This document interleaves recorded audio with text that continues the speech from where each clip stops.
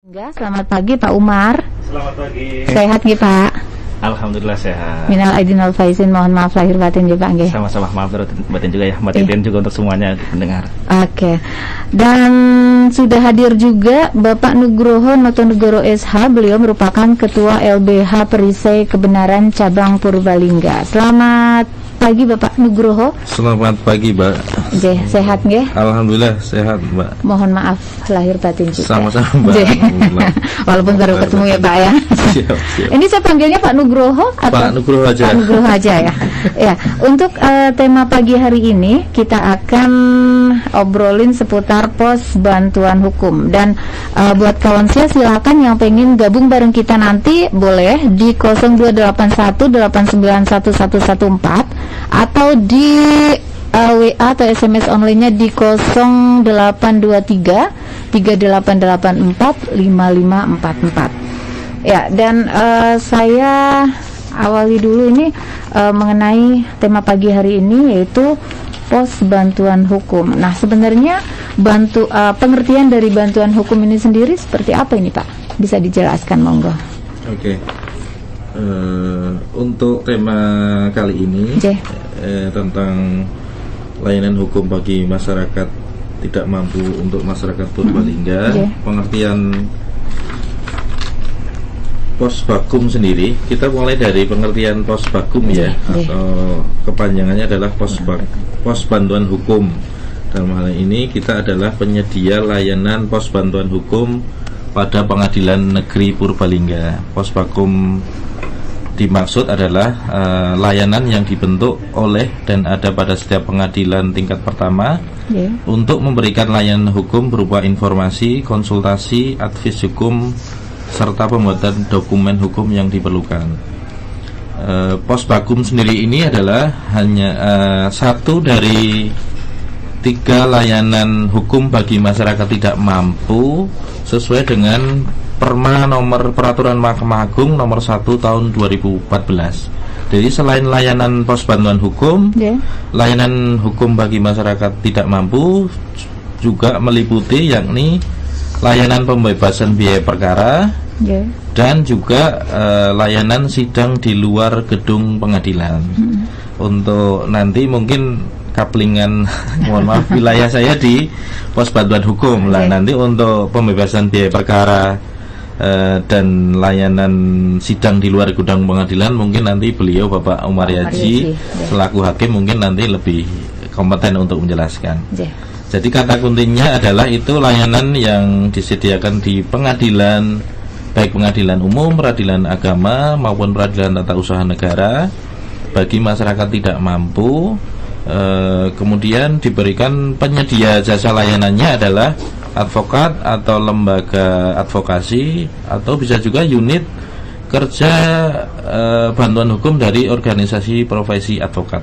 Mungkin itu Mbak sebagai pengantar. Oke, untuk dasar hukumnya mengenai bantuan hukum ini ada nggih Pak? Ada. Jadi yang sedikit saya singgung tadi, dasar hukum dari pos bantuan hukum ini adalah Peraturan Mahkamah Agung nomor 1 tahun 2014 yakni tentang pedoman pemberian layanan hukum bagi masyarakat tidak mampu di pengadilan. Hal ini tujuannya layanan hukum bagi dalam perma ini disebutkan tujuannya adalah tentunya yang pertama adalah meringankan beban biaya yang harus ditanggung oleh masyarakat yang tidak mampu secara ekonomi di pengadilan. Kemudian selain itu yang tidak juga kalah penting adalah meningkatkan akses terhadap keadilan bagi masyarakat yang sulit atau tidak menjangkau gedung pengadilan akibat keterbatasan biaya, fisik atau geografis. Nah, ini yang dimaksud tadi adalah sidang di luar pengadilan. Yang nanti Pak Umar Yaji bisa menambahkan ini. Selanjutnya adalah memberikan kesempatan kepada masyarakat yang tidak mampu mengakses konsultasi hukum untuk memperoleh informasi, konsultasi, advis hukum, serta pembuatan dokumen hukum. Itu beberapa tujuan dari Peraturan Mahkamah Agung nomor 1 tahun 2014. Demikian Mbak. Nah, untuk pengertian pemberi bantuan hukum ini sendiri apa ini Pak? Oh ya, pemberi bantuan hukum yang tadi juga sedikit saya singgung adalah mereka dari bisa saya gambarkan dari pengadilan negeri ini bekerja sama dengan pihak ketiga. Pihak ketiga yang dimaksud adalah bisa dari masyarakat sipil pemberi jasa bantuan hukum, atau unit kerja pada organisasi advokat, atau advokat itu sendiri. Kalau saya kebetulan di Lembaga Bantuan Hukum Perisai Kebenaran Cabang Purbalingga, kantor kami ada di Purwokerto. Kebetulan kami sudah diverifikasi oleh Kementerian Hukum dan HAM sebagai organisasi bantuan hukum 3 kali. Jadi setiap 3 tahun sekali itu diverifikasi ulang. Kebetulan kami dari 2013, 2016, 2019 akreditasinya adalah A. Dan kami di Lembaga Bantuan Hukum Perisai Kebenaran ini sudah berdiri lebih dari 18 kabupaten kota di seluruh Indonesia. Ketua umumnya adalah Haji Sugeng SH MSI. Kebetulan beliau juga sebagai Ketua Forum Nasional Organisasi Bantuan Hukum yang telah diakreditasi oleh Kementerian Hukum dan HAM. Demikian Mbak dari kami, Mbak. Jadi untuk pemberi bantuan hukum ini sendiri ada syarat-syarat tertentu untuk menjadi pemberi bantuan hukum secara resmi gitu nih Pak? Ada, jelas ada. Jadi karena ini sangat penting ya. Jadi juga tugas vital harus layanannya juga harus profesional dan bertanggung jawab dari setiap pengadilan itu sesuai dengan Perma 1 2014 ini. Kriteria untuk bisa menjadi penyedia jasa pos layanan bantuan hukum di pengadilan, 1 itu berbadan hukum, yang kedua itu mempunyai pengurus tetap, mempunyai kantor sekretariat tetap, kemudian punya pengalaman sejenis, artinya pernah bekerja sama dengan instansi pemerintah lainnya. Misalkan untuk kita, selain menjadi penyedia jasa di pos layanan bantuan hukum pada Pengadilan Negeri Purbalingga, kita juga menjadi penyedia jasa pos bakum di Pengadilan Agama Purbalingga. Selain itu, kita juga MOU dengan pemerintah daerah Kabupaten Purbalingga mengenai layanan bantuan hukum gratis untuk masyarakat tidak mampu di Kabupaten Purbalingga. Untuk MOU dengan Pemda kita sudah sejak 2018, 19, 20, dan terakhir 2021 kita sudah MOU per bulan Maret waktu itu. Mungkin walaupun untuk 2020 sama dengan tahun 2021 anggarannya karena kondisi Covid dari Pemda sendiri ada semacam refocusing anggaran. Jadi memang katakanlah kuotanya memang sedikit dari tahun-tahun sebelumnya. Kalau itu kita maklumi itu.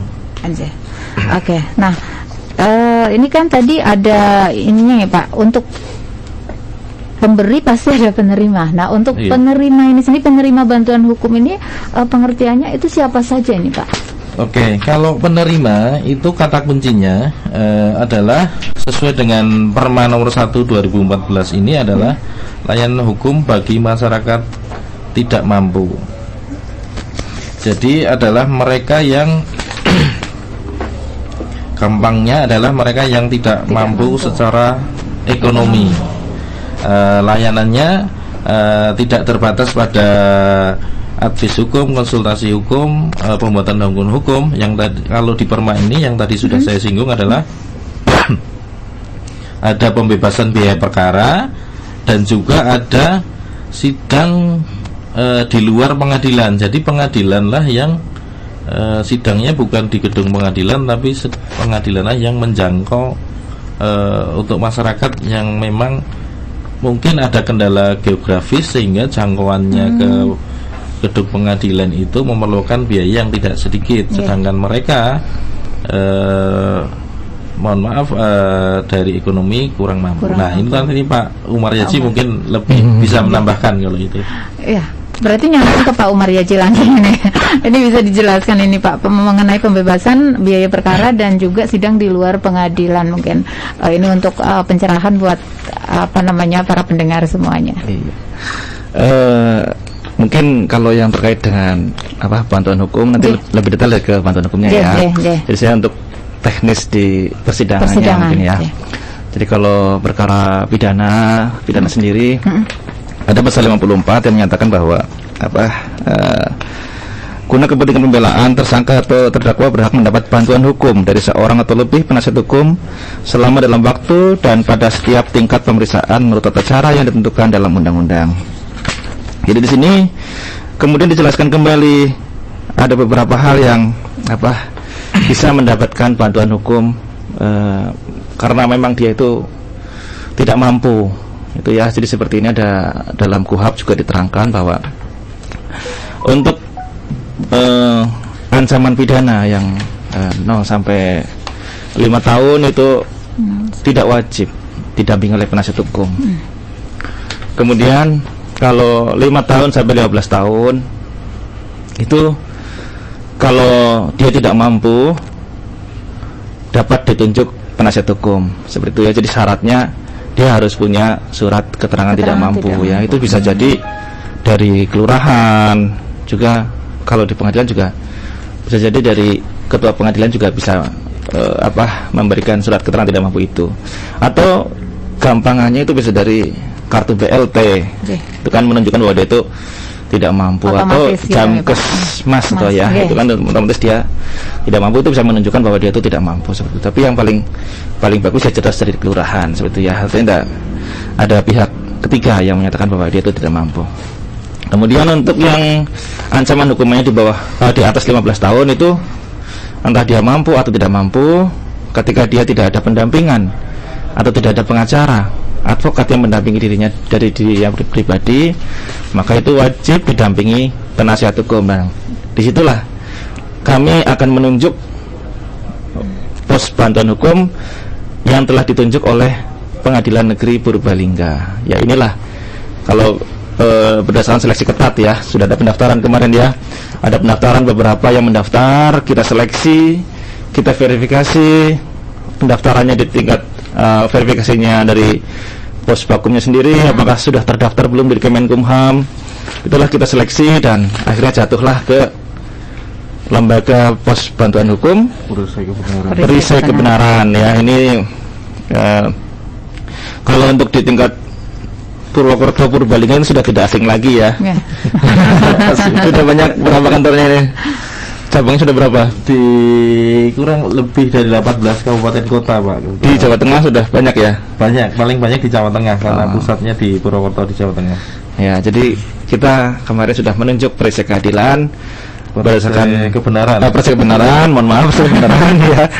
Itu sudah berdasarkan hal yang sangat objektif sekali karena memang ada verifikasi dari Kumham dan sebagainya. Kemudian untuk sidang tadi disangkutkan ya dengan sidang pemeriksaan di luar ini, misalkan sidangnya di tempat lain, di tempat yang agak jauh gitu ya.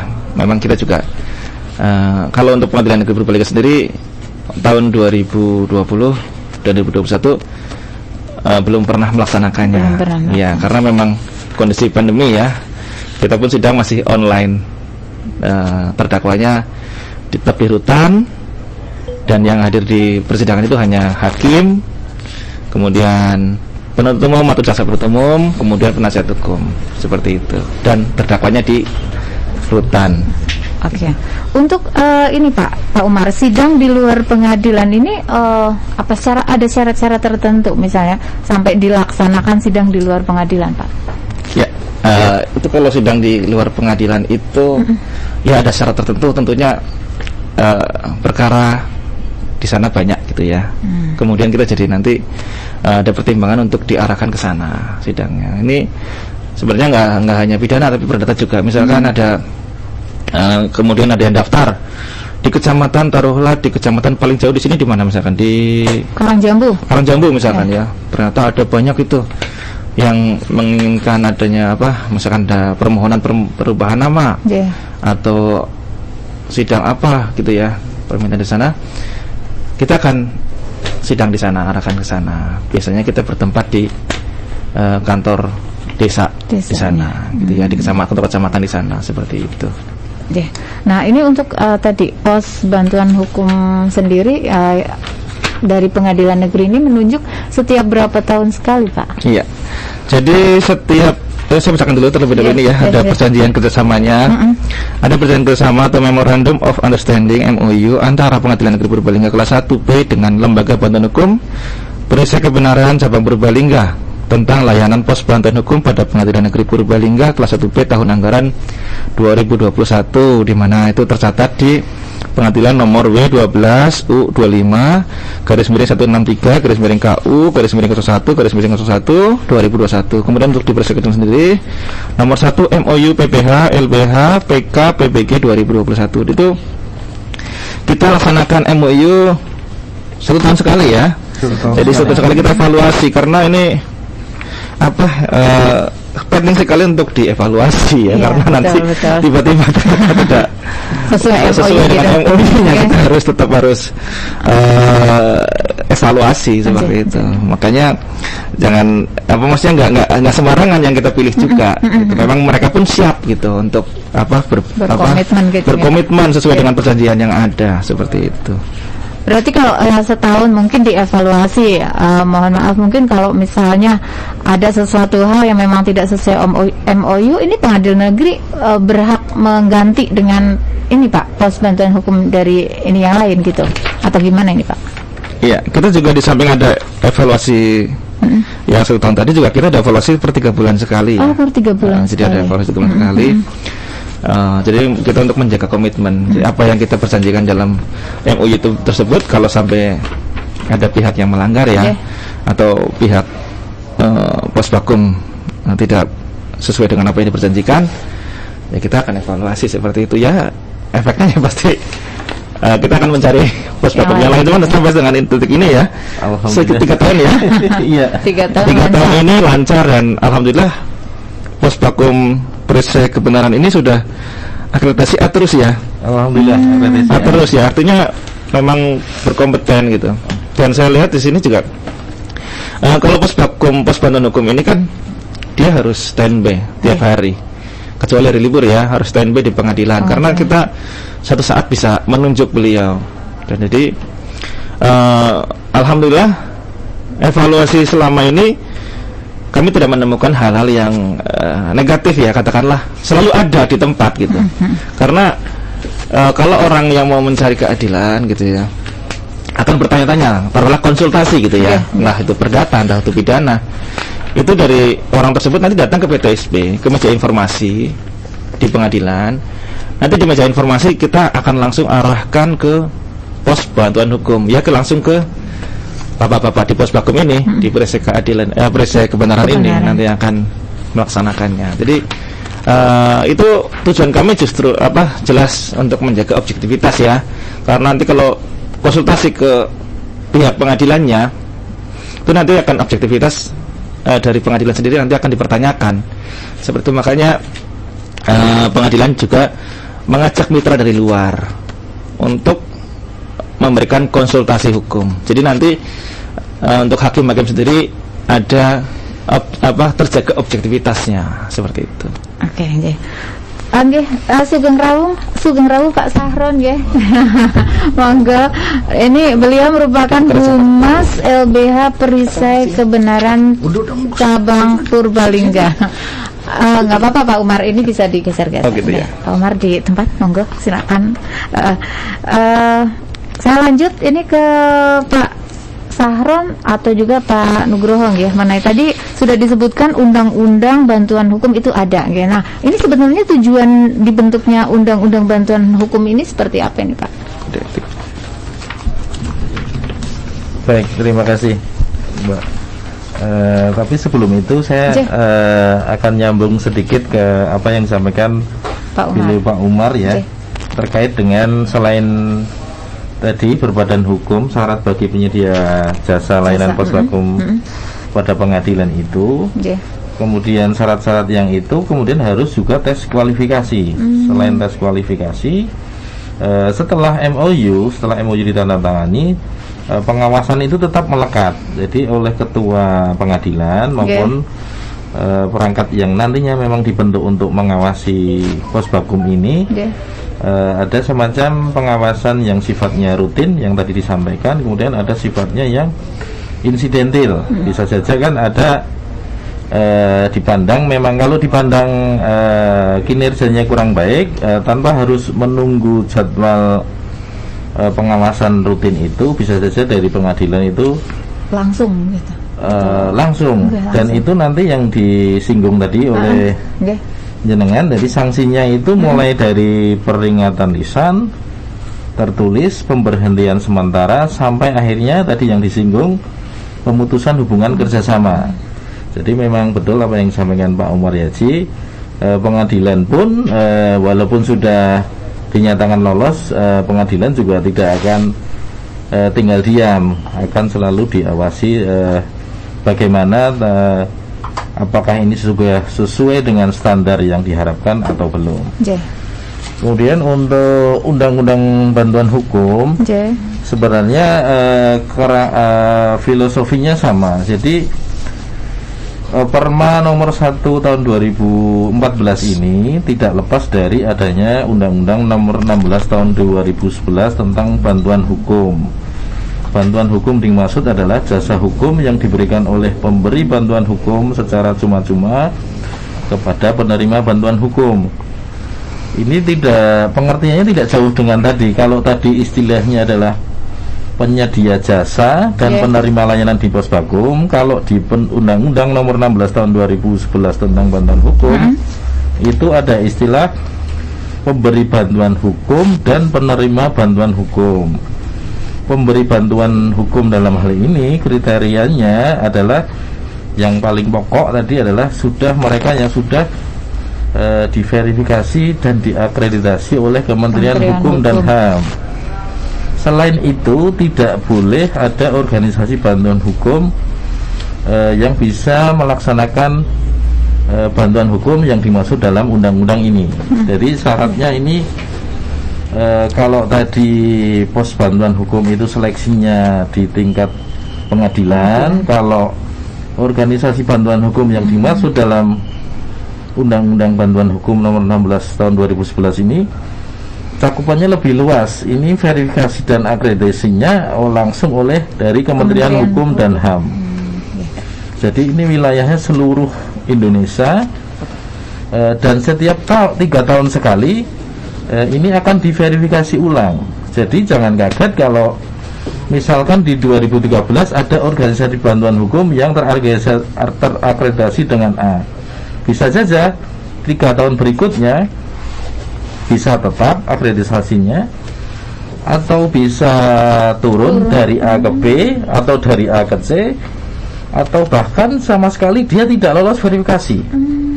Karena ini kaitannya dengan pada saat diberikan oleh akreditasi, kemudian dia oleh Kementerian Hukum HAM, dia harus menangani beberapa perkara, atau istilahnya ini ada sejumlah pendampingan baik di dalam maupun di luar pengadilan. Kalau di dalam pendampingan di dalam pengadilan itu bisa mendampingi, kalau kasus pidana kan kita mendampingi terdakwa, di kepolisian kita mendampingi tersangka. Kalau contoh yang dimaksud di kegiatan non litigasi adalah misalkan kita melakukan penyuluhan hukum, yang kebetulan di Purbalingga ini kami LBH Perisai Kemudahan Sabar Purbalingga setiap tahunnya sekurang-kurangnya 4 kali kita selalu ada penyuluhan hukum maupun pemberdayaan hukum bagi masyarakat. Untuk temanya biasanya kita sesuaikan dengan kondisi daerah tersebut. Misalkan di Jobong di desa A, tema apa yang kita ambil? Oh, karakteristik desanya seperti apa? Apakah di situ ada angka penyalahgunaan narkoba cukup tinggi? Makanya biasanya kita ambil tema itu. Tujuannya adalah begitu nanti kita selesai penyuluhan hukum, masyarakat agar lebih sadar tentang hukum, khususnya dengan tema yang kita bawakan tadi, misalkan narkoba, berarti ke depan harapannya angka penyalahgunaan ini bisa turun. Mungkin itu Mbak sebagai pengantar. Berarti disesuaikan dengan kebutuhan ya, kebutuhan Iya, masing-masing betul. wilayah seperti itu. Nanti Pak Sahron mungkin bisa menambahkan itu. Oke. Monggo Pak Sahron, pilih mau menambahkan.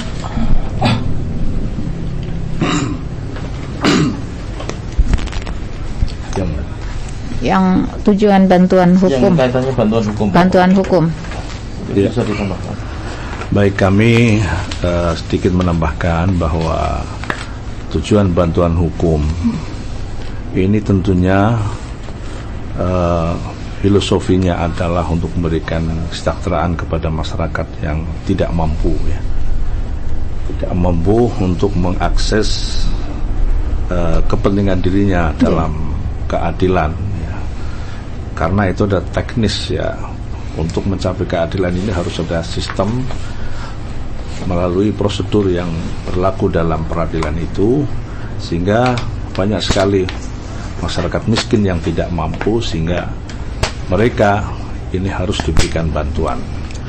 Ini tentunya dengan undang-undang yang sudah kita ikuti bersama, Undang-Undang nomor 16 tahun 2011. Dan ini kalau kita merujuk ya kepada konstitusi negara Indonesia, di sana memang beberapa pasal sudah diakomodir. Karena prinsipnya orang-orang yang miskin ini adalah menjadi tanggung jawab daripada pemerintah negara. Di mana asas hukum bahwa negara Indonesia ini menganut asas welfare state atau negara sejahtera. Sehingga dengan menganut asas welfare state ini pemerintah berkewajiban untuk mengakomodasi tentang masyarakat yang tidak mampu dalam berbagai kepentingan mereka, dari bagian-bagian yang secara otomatis ada dalam masyarakat.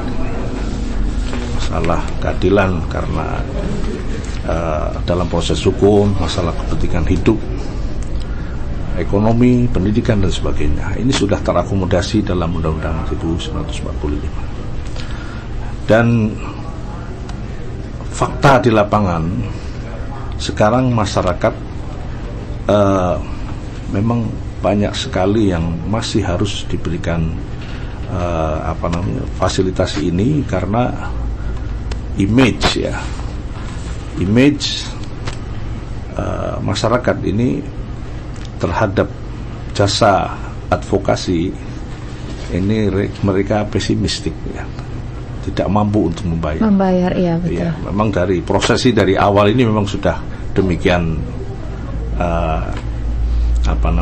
menggunakan tahapan-tahapan pendidikan. Iya betul.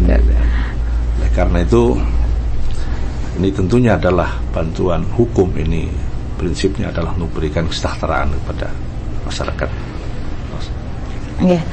Ya, tadi sudah disebutkan Pak Nugroho syarat-syarat pemberi bantuan hukum. Nah, ini mengenai hak dan kewajiban dari pemberi bantuan hukum. Ini seperti apa ini Pak, hak dan kewajibannya? Oke, Pak Sahron atau saya? Oke, terima kasih Mbak.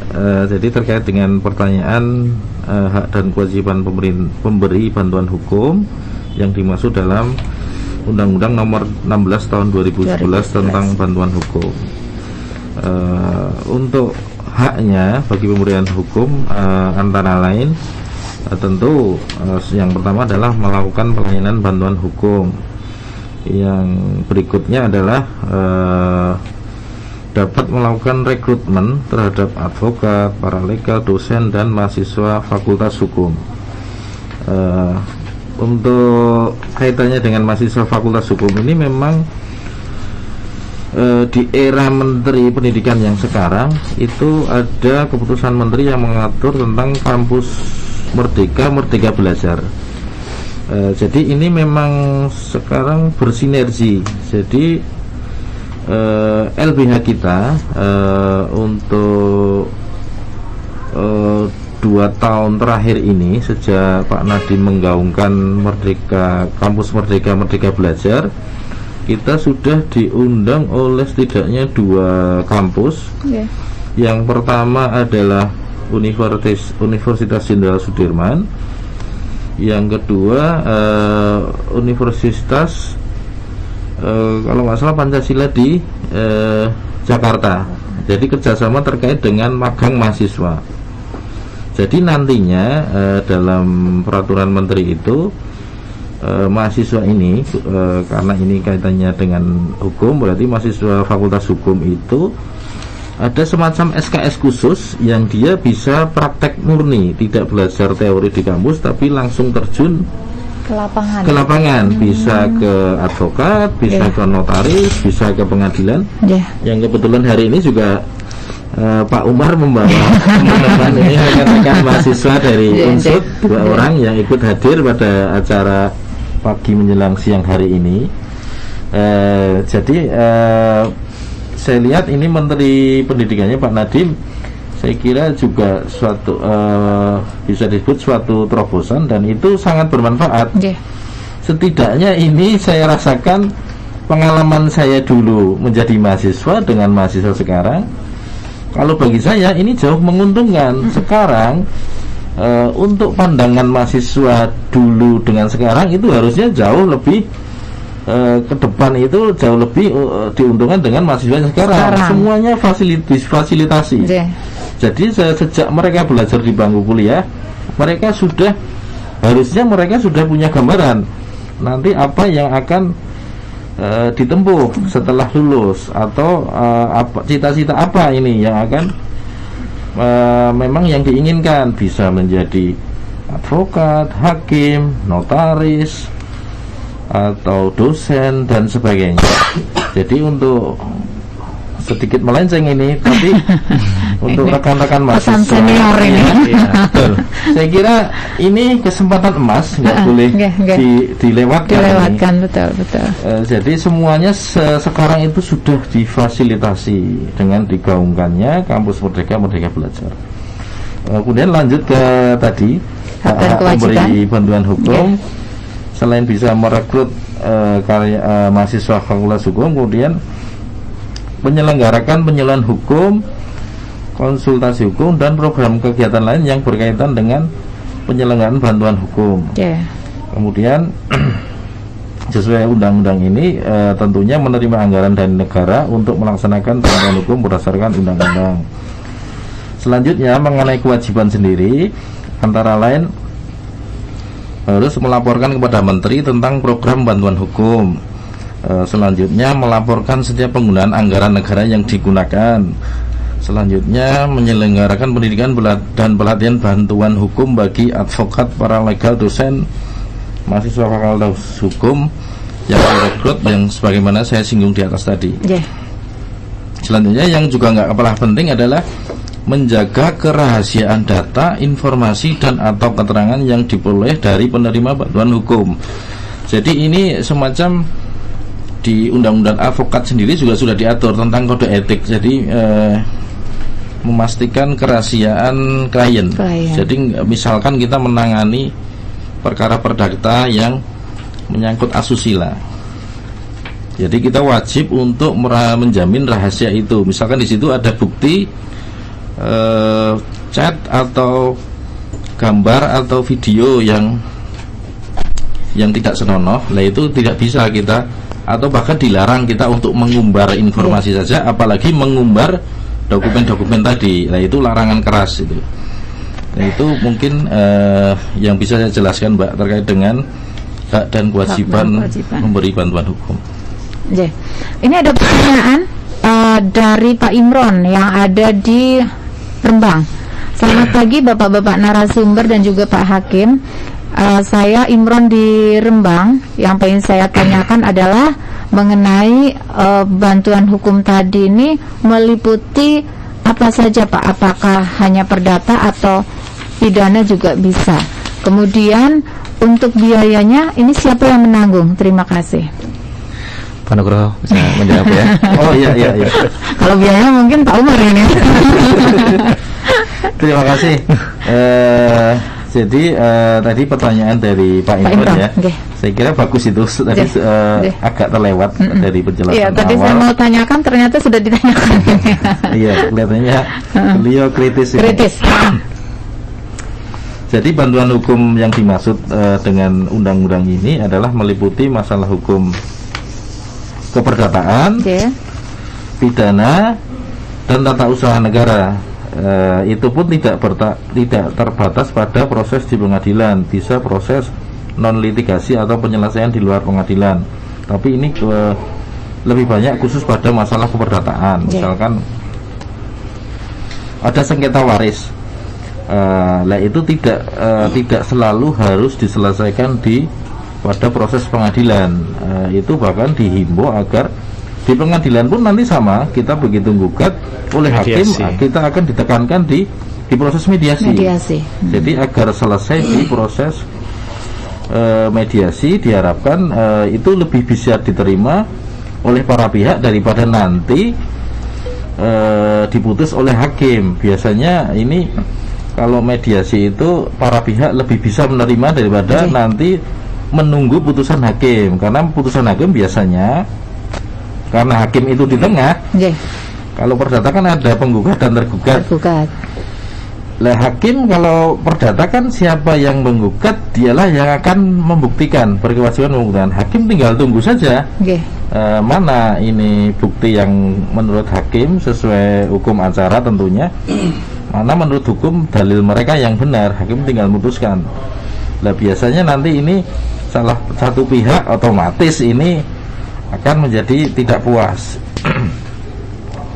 Tentunya otomatis itu yang kalah biasanya yang tidak puas. Jadi tadi meliputi apa saja, yaitu berarti meliputi masalah hukum keperdataan, pidana, tata usaha negara, dan itu tidak terbatas pada proses di pengadilan, bisa juga proses non litigasi atau penyelesaian di luar pengadilan. Itu kaitannya, Mbak. Oke, Pak Imron sudah dijawab sama Pak Nugroho. Nah, tadi sudah dijelaskan mengenai hak dan tadi biayanya ini. Betul. Pak Umar mungkin atau Pak Nugroho saja. Oh ya, kalau pendanaan sesuai dengan undang-undang ini tentunya ini dibebankan ada anggaran APBN. Jadi langsung pusat melalui Kementerian Hukum dan HAM. Prosesnya sama, kita tadi hampir sama dengan MOU setiap tahun kayak di Posbakum tadi yang dijelaskan Pak Umar. Jadi setiap tahun pun kita ada semacam MOU dengan MOU dengan Kementerian Hukum dan HAM. Lah anggarannya ini dibebankan pada anggaran APBN pusat. Tapi mereka yang MOU ini terbatas hanya pada organisasi bantuan hukum yang telah diverifikasi dan telah terakreditasi oleh Kementerian Hukum dan HAM yang tadi sedikit sudah saya singgung. Termasuk jenengan ya? Iya, termasuk kami ini adalah di Lembaga Bantuan Hukum Perisai Kebenaran. Sudah diverifikasi. Kita sudah diverifikasi tadi. Lolos A. Alhamdulillah. Secara personal gitu Pak atau lembaganya. Jadi Okay. sebutannya kalau di undang-undang ini adalah LBH itu disebut dengan organisasi bantuan hukum. Karena bisa bentuk LBH, bisa bentuk semacam ada unit kerja di organisasi advokat itu juga bisa, atau kelompok sipil yang memang menerima jasa advis hukum. Tentunya yang dimaksud sipil di sini adalah mempunyai kapasitas di bidang hukum. Demikian Mbak untuk Pak Imron mungkin jawaban saya. Oke, Pak Imron sudah dijawab. Mungkin bisa ditambahin ya. Artinya ini tadi belum disebutkan kalau memang untuk pidananya tidak mampu tadi itu cuma-cuma gratis ya. Artinya nanti secara singkat itu yang menanggung ya pemerintah. Iya gitu. Dari ada posnya lewat Kemenkumham tadi. Seperti itu. Ini juga nanti maksudnya orang-orang juga nanti nggak perlu takut kalau pengadilan nggak harus sidang. Bisa juga konsultasi. Nanti kita arahkan ke pos bantuan hukum seperti itu. Jadi konsultasi juga bisa ya Pak ya, bukan cuma kalau sidang aja gitu ya. Iya, konsultasi juga dan bisa. ini juga cuma-cuma Pak kalau konsultasi seperti itu. Cuma-cuma. Ya, jadi nanti memang nanti diarahkan ke pos bakum untuk menjaga kerahasiaan dari untuk menjaga independensi dari Mahkamah Agung, dari pengadilan sendiri. Jadi nanti diarahkannya ke mitra, yaitu Posbakum ini. Posbakum ya. Seperti itu. Aja. Nanti kita lanjut lagi, jangan kemana-mana, tetap di 96.3 FM LPPL Radio Gema Sudirman. Silakan yang pengen bertanya nanti boleh gabung bareng kita ya. Jangan kemana-mana, tetap di 96.3 FM LPPL Radio Gema Sudirman. Dan ini ada pertanyaan lagi. Kita langsung ke pertanyaan dulu nih Pak ya. Oke. Selamat pagi Mbak Titin dan Bapak narasumber. Mau menanyakan, Posbakum di Purbalingga itu sudah ada berapa masyarakat yang dilayani sampai masalahnya tuntas? Kemudian kenapa masyarakat Purbalingga kok belum banyak yang tahu terkait Posbakum ini? Terima kasih. Saya Nani di Kedung Jati. Oh iya. Ya, terima kasih. Oke. Langsung dijawab ya Monggo, Mbak. Ya? silakan. Oh iya. Kalau terkait dengan data angka, Oke. kalau hari ini itu harus by data ya. Kebetulan hari ini kalau itu saya tidak membawa, tapi kalau perkara yang kita dampingi di pidana, misalkan di Posbakum Pengadilan Negeri Purbalingga itu kisaran antara 25 sampai 30 setiap tahunnya itu. Setiap tahun. Kisaran itu ya, itu hanya khusus untuk Pidana ya. pidana. Jadi pendampingan di pidana. Selebihnya kan selain kita mendampingi selaku penasihat hukum terdakwa yang tadi disinggung Pak Umar, terutama mereka yang ancamannya di atas 5 tahun, ya itu kan wajib memang didampingi. Selain itu kita juga yang tadi saya sebutkan, kita membuat dokumen hukum. Di tema sebelumnya mungkin sudah disinggung, yang marak sekarang itu terkait dengan permohonan perubahan identitas. Mungkin tema sebelumnya sudah Pak pernah disinggung ya. pernah. Nah itu yang ganti nama gitu ya Pak ya. Iya, ganti nama. Istilah gampangnya ganti nama itu. Nama nama tua gitu. Sudah kita singgung ya. Iya. Itu kalau mau ini ya Mbak dibahas itu agak ini. Jadi di Purbalingga waktu itu, terutama waktu-waktu zaman-zaman dulu ya. Jadi setiap mereka yang tercatat di akta lahir namanya siapa, tapi begitu nanti setelah nikah tadi yang disinggung Mbak, ada nama muda, ada nama tua. Ya, cuman masalahnya itu kemudian dituangkan di dokumen kependudukan. Sekarang eranya karena KTP-nya, NIK-nya sudah terintegrasi ya, online. Itulah kesulitan sekarang. Makanya ini marak itu perubahan identitas itu 2-3 tahun terakhir. 2-3 tahun terakhir. Yang kemarin lebih jelas mungkin kemarin sudah dikupas ya, satu masalah Pak Umar dalam Pengadilan Negeri Menyapa juga. Itu mungkin yang bisa saya jawab. Oh ya, tambahan terkait dengan kok banyak masyarakat yang kurang tahu lah. Banyak masyarakat yang belum tahu. Sebenarnya kita sendiri selaku penyedia jasa di Posbakum itu juga sudah berusaha bersosialisasi dengan kegiatan-kegiatan, misalkan dengan penyuluhan hukum. Untuk penyuluhan hukum dan pemberdayaan hukum kita berarti sudah setiap tahun kita minimal 3-4 kali yang sudah kita laksanakan itu di kecamatan, beberapa desa di Kecamatan Kutasari, di Bobotsari pernah, di Kejobong, di Karangmoncol, di Bukateja, dan di Kemangkon. Di Kecamatan Kota di Kelurahan Karangsentul juga pernah. Jadi itu, selain itu kita juga punya akun IG maupun Facebook lah, nanti bisa lebih lanjut. Di situ ada hotline, nanti silahkan nanti selepas dari acara Pengadilan Negeri Menyapa ini mungkin bisa stalking ada layanan konsultasi juga nanti kantor kami di Jalan Es Parman. Silahkan monggo, Lembaga Bantuan Hukum Perisai Kebenaran. Ya, itu mungkin dari saya Mbak. Bisa stalking media sosialnya. Tapi kalau misalnya di media sosial fast respon ya Pak ya? Fast respon, iya, insya Allah fast respon. Di situ tertera kalau fast respon itu lebih ke WA. Di situ ada nomor WA. Insya Allah fast respon itu. Jadi mohon nanti kalau sekiranya penting langsung hubungi nomor WA yang tertera gitu aja. Oke, ini ada pertanyaan lagi. Selamat pagi Bapak-bapak narasumber. Saya Mama Ira yang ada di Padamara. Saya ingin bertanya, tadi disebutkan sudah melakukan sosialisasi ke kecamatan-kecamatan. Yang pengen saya tanyakan, biasanya sasarannya siapa saja, kemudian waktunya kapan, dan bayar nggak sih kalau misalnya mau ikut sosialisasi itu? Terima kasih. Baik. Tentang penyuluhan hukum ini sudah sering dilakukan, diantaranya di Kecamatan Karangmoncol, di Desa Balai Raksa.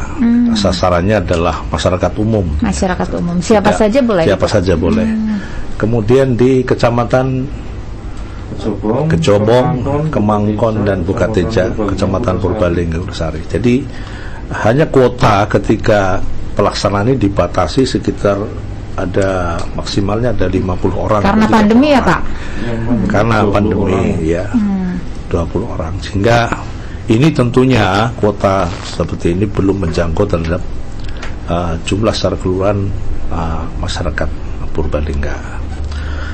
Kemudian kami menyambung tadi masalah bagaimana menyelesaikan perkara secara tuntas tadi ya. Tadi ditanyakan juga bayar nggak kalau ikut penyuluhan, seperti itu katanya Pak. Kalau penyuluhan ini justru ini dibayar melalui anggaran dari pemerintah ya, melalui dana APBN. Berarti sudah terjawab, dan kami ingin melanjutkan tadi masalah bagaimana Posbakum ini, dalam hal ini LBH Prisekretariat yang ada di Posbakum Pengadilan Negeri Purbalingga untuk pendampingan terhadap para terdakwa yang mereka terkena kasus. Mungkin ada image kalau Posbakum ini setengah-setengah di dalam memberikan pendampingan, karena seakan itu hanya bersifat sebagai komplement saja. Tetapi kesungguhan Posbakum pernah mendampingi kasus narkotik. Kita berbeda pendapat dengan jaksa penuntut umum. Ketika itu jaksa penuntut umum ini mengarahkan ke pasal sebagai pasal penyedia, sehingga di situ pasal 114. Dan tapi kita bersikukuh sebagai penasihat hukum karena orang tersebut adalah orang yang didaulat, tidak ada etikat sedikitpun untuk melakukan pelanggaran seperti itu. Dengan berbagai alasan yang kita sampaikan, akhirnya majelis hakim memutus perkara, dan itu menjadi sebagai terputus pidana sebagai pengguna, yang tuntutan awalnya 4 tahun menjadi 1 tahun.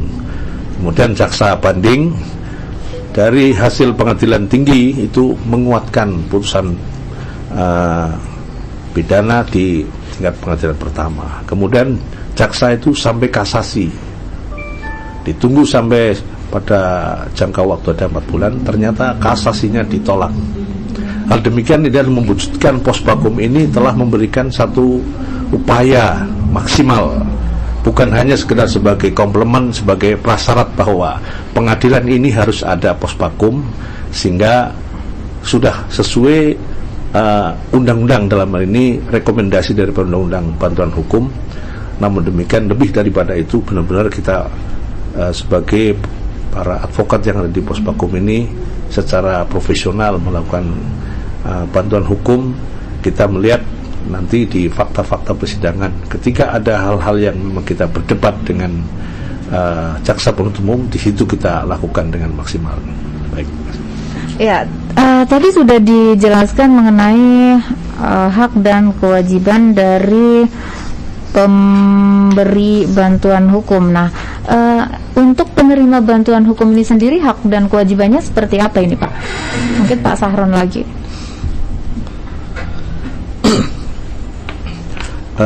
Sebagai hak dan kewajiban penerima bantuan hukum, penerima bantuan hukum itu wajib menyampaikan bukti, informasi, dan atau keterangan perkara secara benar kepada pemberi bantuan hukum. Artinya bahwa apa yang mereka lakukan atau terjadi pada dirinya ini harus disampaikan secara jujur. Artinya tidak melakukan satu tipu muslihat atau kebohongan-kebohongan, sehingga ini justru akan merugikan kepada pemberi bantuan hukum. Kemudian yang kedua itu membantu kelancaran pemberian bantuan hukum ya. Ini tentunya harus proaktif. Artinya proaktif ini apa yang dibutuhkan oleh pemberi bantuan hukum ini harus proaktif. Setiap ada konsultasi yang dibutuhkan ini benar-benar harus care. Tidak misalnya setengah-setengah ketika dia minta untuk keadilan, meminta kepada lembaga bantuan hukum, tapi dianya sendiri itu tidak proaktif. Kemudian sebagai kewajiban ya, sebagai kewajibannya tadi kewajiban ya Pak? Tadi kewajiban. Ini haknya seperti apa ini? Apakah sama dengan ini? Kalau hak daripada penerima bantuan hukum tentunya ya dia harus mendapatkan suatu keadilan ya. Harus mendapatkan keadilan dengan standar daripada bantuan hukum yang dilakukan oleh advokat atau yang ada pada lembaga bantuan hukum. Oke. Nah, ini saya pengen bertanya sama Pak Umar nih. Untuk alur untuk mendapatkan bantuan hukum seperti apa Pak? Mungkin bisa dijelaskan untuk masyarakat yang mungkin masih agak bingung atau ragu ini Pak. Ya, mungkin saya akan menerangkan ya terkait dengan yang ada pengadilannya ya. Okay. Jadi ada dua nih kalau untuk pengadilan negeri Purbalingga ada dua. Satu kaitannya dengan perkara pidana, satu dengan perkara perdata. Kalau perkara perdata di pengadilan sendiri kan ada perkara permohonan seperti dijelaskan, ada perubahan identitas ya, perubahan nama. Biasanya yang di Purbalingga ini ada perubahan nama kecil, nama tua dia telah menikah ada berubah juga gitu ya. Nah itu orang akan datang ke pengadilan, kemudian dia gimana sih caranya gitu seperti itu ya. Terus silakan datang ke pengadilan, nanti diarahkan ke meja informasi di pengadilan, nanti akan menulis nama siapa sebagai tamu seperti itu ya, keperluannya apa. Nanti kalau keperluannya terkait dengan konsultasi, maka akan kita arahkan ke Posbakum langsung karena ruangannya kan tidak jauh. Jadi kira-kira berapa? Paling 3 meter ya? 3 meter aja, nanti langsung kita arahkan ke situ. Iya, langsung ke PTSP diarahkan ke situ, nanti langsung konsultasi. Silakan, nanti akan dibantu untuk dibuatkan semacam permohonannya. Bisa juga nanti tidak hanya permohonan, bisa juga gugatan ya seperti itu ya. Nanti juga akan dibantu untuk membuatkan gugatan sebagaimana mestinya itu. Kemudian itu untuk perkara perdata. Kalau untuk perkara pidana sendiri itu sifatnya adalah penunjukan. Itu untuk bantuan hukum terhadap terdakwa. Ya. Jadi di awal tadi saya jelaskan tadi untuk yang ancaman hukumannya di bawah 5 tahun itu tidak wajib menggunakan penasihat hukum. Nah, kemudian untuk ancaman hukuman dari terdakwa itu 5-15 tahun dapat didampingi oleh penasihat hukum penunjukan ya dari Posbakum. Syaratnya adalah dia harus ada surat keterangan tidak mampu ya, yang menunjukkan bahwa dirinya tidak mampu. Ini surat keterangan tidak mampu juga bisa ditunjukkan melalui keanggotaan PLT atau penerima raskin, Jamkesmas dan lain sebagainya yang kurang lebih sama seperti itu. Kemudian kalau ini dengan catatannya tidak menggunakan pengacara sendiri ya. Jadi kita menunjuk, hakim menunjuk pengacara untuk dirinya.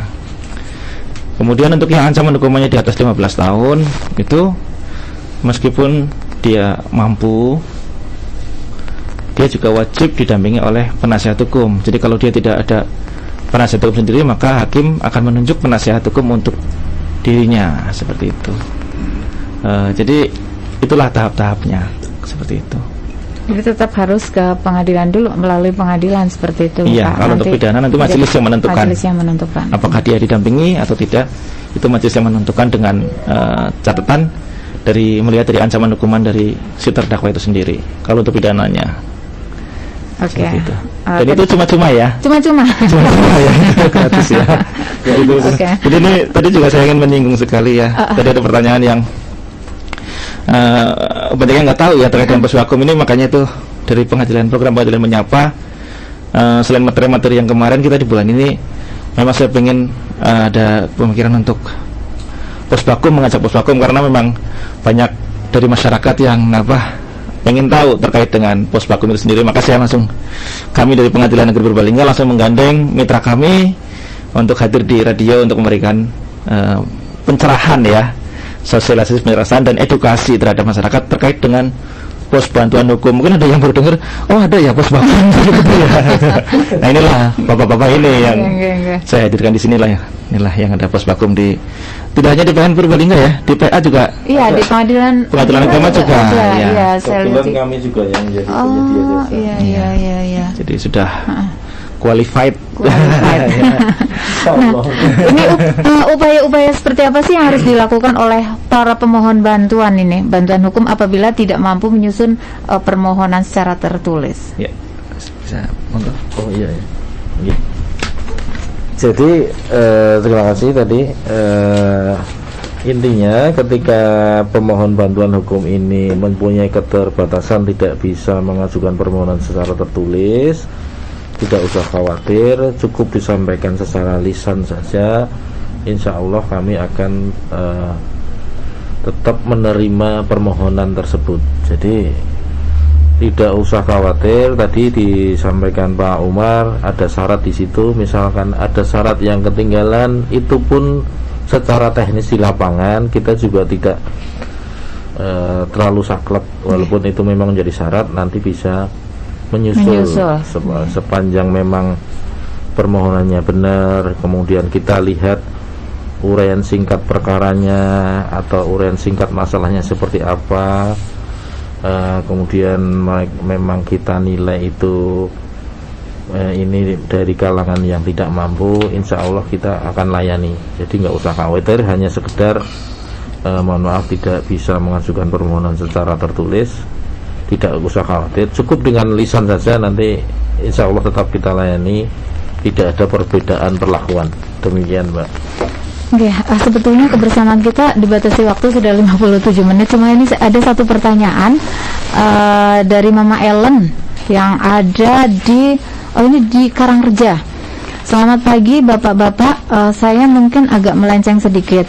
Kalau posvakum di pengadilan agama itu fungsinya untuk apa? Kemudian bantuan-bantuan seperti apa yang akan dilakukan dan bayar nggak Pak? Terima kasih. Oke, terima kasih. Saya juga mencoba akan menjawab terkait dengan pos bantuan hukum di pengadilan agama. Pada intinya itu sama dengan posvakum pada pengadilan negeri. Karena payung hukumnya dasarnya pun sama. Jadi peraturan Mahkamah Agung nomor 1 tahun 2014 itu intinya tidak jauh dari konsultasi hukum, kemudian pembuatan dokumen hukum, misalkan surat gugatan yang tadi sudah juga disinggung oleh Pak Umar. Jadi kalau keperdataan di pengadilan agama murni keperdataan ya.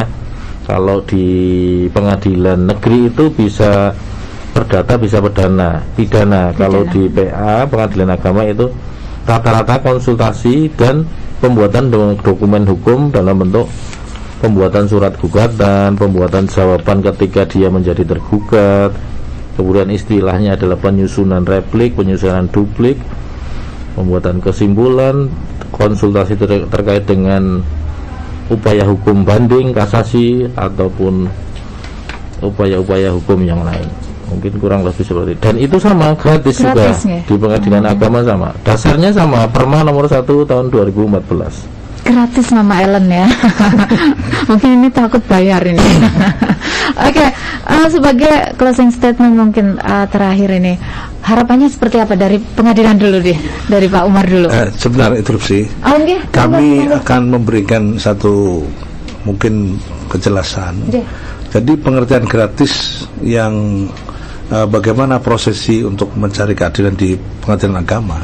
Di sana mungkin ada uang panjar ya. Kalau uang panjar tetap dari pihak prinsipal harus membayar. Dalam hal ini Posbakum ini memberikan satu bantuan hukum secara cuma-cuma. Ini tadi di dalam pembuatan dokumen hukum. Tetapi kalau uang panjar ini pihak prinsipal harus tetap membayar. Baik, terima kasih. Terima kasih. Pak Umar, monggo. Ya, mungkin untuk closing statement dari saya itu ya, maksudnya sekarang kalau memang ada saya tetap kalau perkara itu kalau bisa diselesaikan secara keluargaan dulu ya. Nanti kalau memang tidak setelah juga nanti bisa dibantu oleh Posbakum juga, nanti itu yang non litigasi tadi disebutkan, jadi tidak harus ke persidangan, nanti dibantu juga oleh pihak Posbakum juga bisa seperti itu. Jadi kemudian nanti kalau sudah ke tingkat litigasi nanti ada mediasi, itu juga nanti diusahakan tetap harus ada mindsetnya harus berdamai ya. Artinya nanti ketika ada putusan pun nanti putusan damainya itu kan, kalau putusan damai kan win-win solution ya. Keduanya menang seperti itu ya. Jadi akan menguntungkan masing-masing pribadi. Jadi dan yang terakhir, tidak perlu takut kalau ke pengadilan ya. Karena tidak hanya urusan pidana saja, yang urusan lain juga ada seperti itu. Konsul juga bisa. Konsul juga bisa nanti diarahkan ke Posbakum. Oke. Monggo Pak Nugroho. Dari saya kurang lebih substansinya sama dengan apa yang disampaikan Pak Umar tadi. Jadi tidak perlu takut jika Anda atau masyarakat yang mempunyai masalah hukum hendak konsultasi hukum, hendak meminta pendapat soal hukum, atau terkait hendak membuat dokumen hukum, datang saja ke Posbakum di pengadilan negeri atau ke kantor kami juga, insya Allah kita layani. Atau di Posbakum kalau kaitannya dengan urusan peradilan agama, silahkan datang ke Posbakum peradilan agama. Demikian, tidak usah takut, gratis. Ya, terima kasih.